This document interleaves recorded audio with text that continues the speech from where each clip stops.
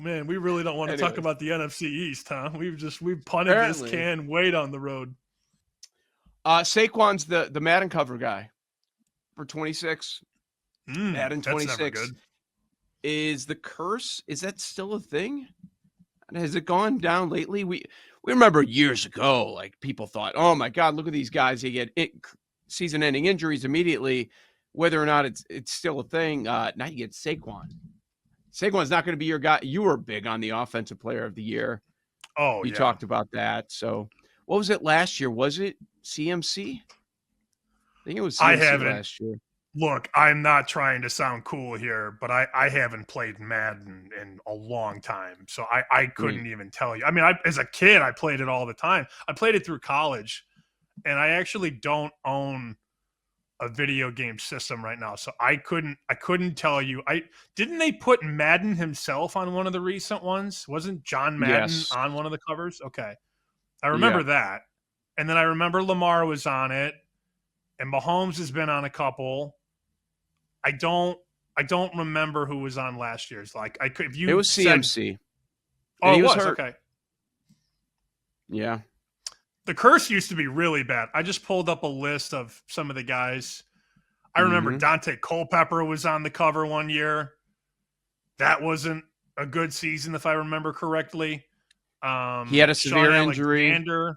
Vince Young Michael Vick was on the cover. The Vick one. Vick got hurt that year when he was on the cover. You're right about McNabb and Sean Alexander. Marshall Faulk, he had a small injury. Oh, what a bum. Like, he should have never been on. That's when they voted for it. He was voted, right. I don't know why. What running back? Yeah. And he was terrible after that. So then it started to slow down in the 2010s or whatever. But I guess you could point to last year and say it's a thing. But that's going to be the concern.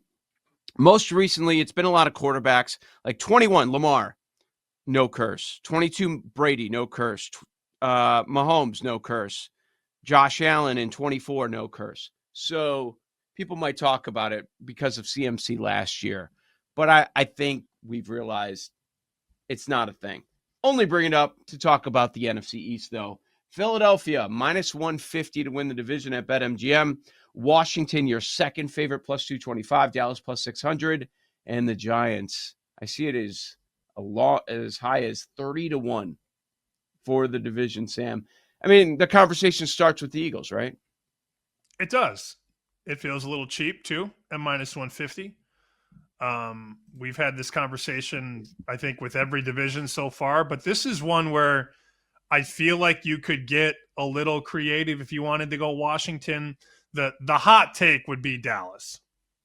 If everything goes right in Dallas, could the Cowboys potentially win this division?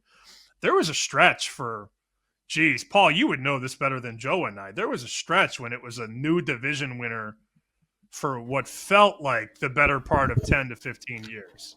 Is it not still going? Oh, is it? Still going.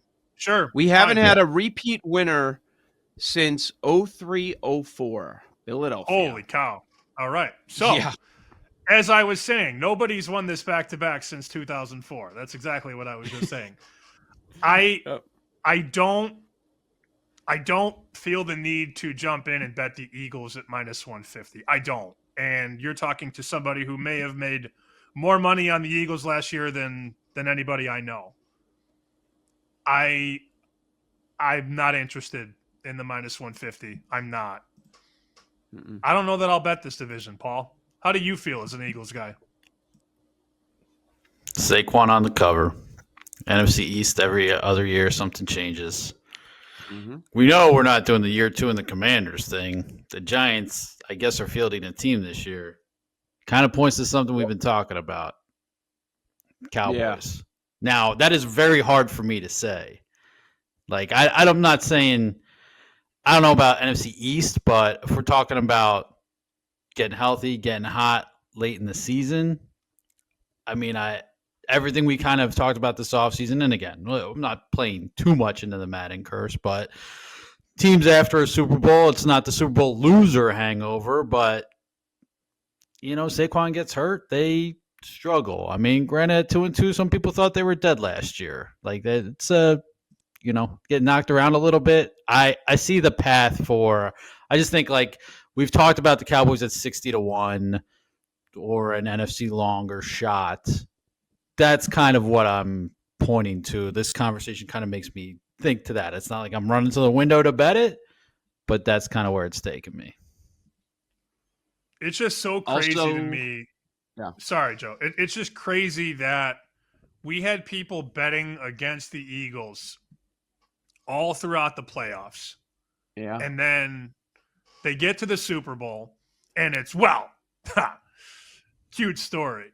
And they beat the absolute you-know-what out of Kansas City. And now it's, they're favored to win next year. And I'm just not there.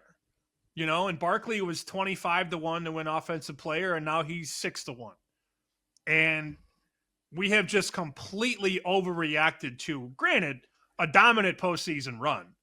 And the closest game of all in that postseason was against the Ramley. I mean, they pounded Washington and absolutely shoved Kansas City. And now they're the team to beat, which I guess if you're the champ, you're the team to beat. But power rating wise, I have them on line 3. I don't have them number 1. I shouldn't say not close, but I think a lot of people are putting a little too much stock into that postseason run where everything went right. Everybody was pretty healthy, Paul, if I remember correctly. They didn't have really any issues of substance on that side, which is almost impossible to repeat. And is Jalen Hurts, is he an all-pro quarterback? Is he somebody that can take that next step? I don't know. That's a long way around of me saying I'm not betting the Eagles to win the division. Let's also add everything they lost. They lost their offensive coordinator, Kellen Moore. I believe the biggest strength of the team was its depth on defense, and they lost a lot of depth. A lot. Josh Sweat, Milton Williams, Darius Slay, Isaiah Rodgers, all gone. So now you've got to replace that. How he can, and he will, it doesn't mean it's going to happen this year. So a few injuries, like they did not see last year much of, as they were very healthy throughout the year, and then that could come to a head. And could Saquon repeat what he did last year as well? That's another big question. That A.J. Brown noise isn't going to go away. I mean, they were doing great. They were doing great, and you're hearing all about that. Like that is, again, if we see, to Sam's point, Jalen Hurts, not all world. That creeps up again. You're going to have an unhappy wide receiver. You're not winning games. That becomes more and more of a thing, especially in that market. Okay, so the health, I think, is the biggest point. On offense. Or on defense, excuse me. On defense, they lost a ton.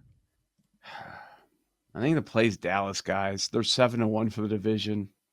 I know. I didn't realize it was that high. I mean, if we're out on Washington, that's got to be the play, right? It's at that number. I'm also trying.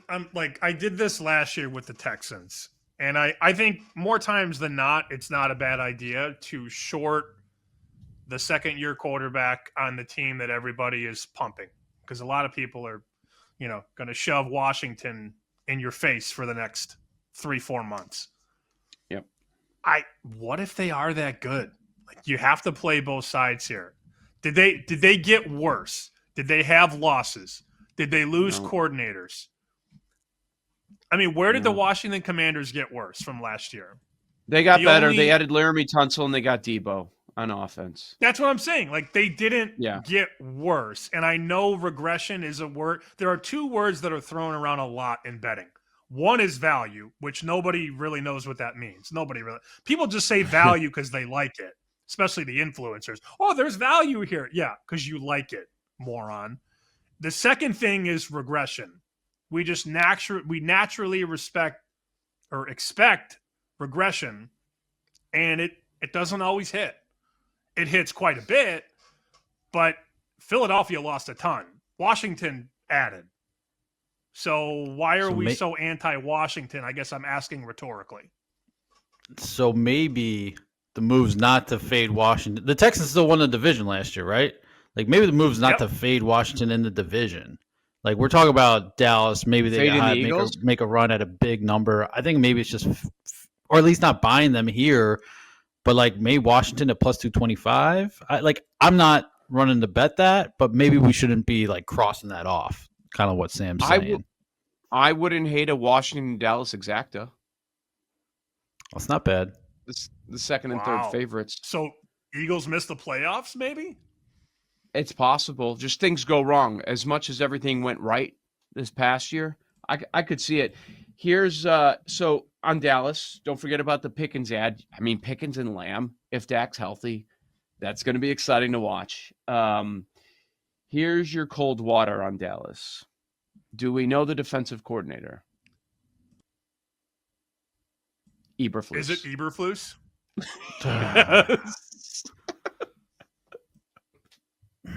It looks I want to say Washington. some guys. I bunch want of to say new some guys are pieces on that coordinators. defense. Yeah, Yeah, he's not and not Fangio. coaches, but he's not Fangio, and just the way they lost some games at the very end, like as a defensive guy, you can't forgive that. Yep, that's scary. Mike Maybe is we skipping just don't OTAs. bet I don't know if it matters. the You don't NFC want to bet East. the division?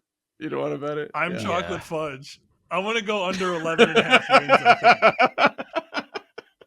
I mean, they could be substantially worse on defense.